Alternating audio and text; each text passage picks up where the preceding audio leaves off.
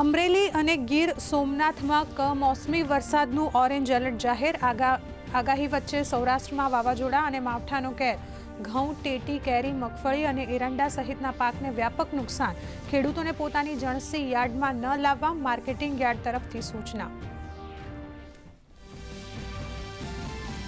રાજ્યના તમામ ગ્રામ્ય વિસ્તારોમાં શુદ્ધ પાણીનો સતત પુરવઠો થશે સુનિશ્ચિત. જલજીવન મિશન 2.0 અંતર્ગત કેન્દ્ર અને રાજ્ય સરકાર વચ્ચે થયા MOU. સ્થાનિક સ્તરે જ પીવાનું મળશે પાણી.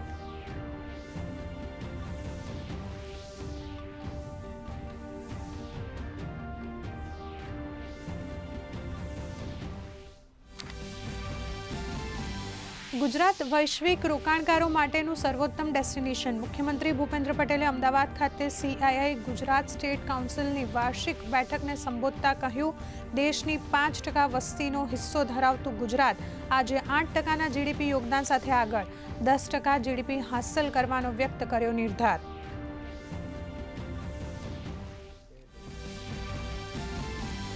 રાજ્યમાં સ્થાનિક સ્વરાજ્યની ચૂંટણીઓની તૈયારી પૂરજોશમાં. 23મી માર્ચે વોર્ડ મુજબ પ્રસિદ્ધ કરાશે મતદાર યાદી. રાજ્ય ચૂંટણી આયોગે મતદાન મથકોના સ્થળ, વિસ્તાર અને મતદારોની સંખ્યા નક્કી કરવા આપ્યા આદેશ. માર્ચ મહિનાના અંતમાં ચૂંટણી જાહેર થાય તેવી શક્યતા. ભાજપે કસી કમર. આણંદ અને વડોદરા જિલ્લા વચ્ચે ટ્રાફિક સમસ્યામાં રાહત. ગંભીરા બ્રિજ પર સ્ટીલ સ્ટ્રક્ચર તૈયાર. ટૂંક સમયમાં અવરજવર માટે ખુલ્લો મુકાશે બ્રિજ. હજારો કામદાર અને અભ્યાસ માટે જતા વિદ્યાર્થીઓને થશે ફાયદો.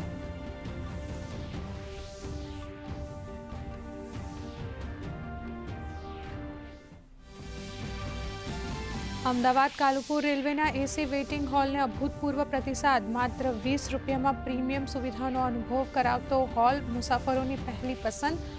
માત્ર 3 મહિનાના ટૂંકા ગાળામાં રેલવે મંત્રાલયને થઈ 25 લાખની કમાણી.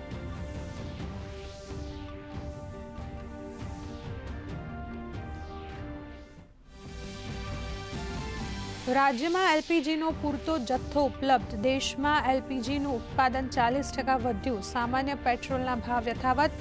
પ્રીમિયમ પેટ્રોલના ભાવમાં નજીવો વધારો. પેટ્રોલિયમ મંત્રાલયે આપી માહિતી.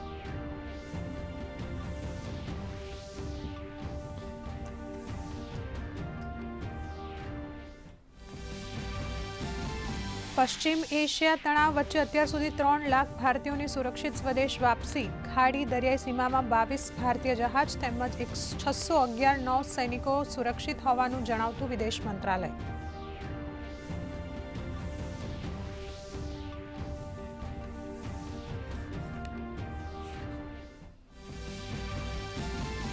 ચૈત્રી નવરાત્રિના બીજા નોરતે માઈ મંદિરોમાં ભક્તોનો જમાવડો. તો ચેટીચંડના પાવન પર્વે રાજ્યમાં વિવિધ સ્થળોએ નીકળી શોભાયાત્રા. મુખ્યમંત્રીએ સિંધી ભાઈઓ બહેનોને પાઠવી શુભેચ્છાઓ.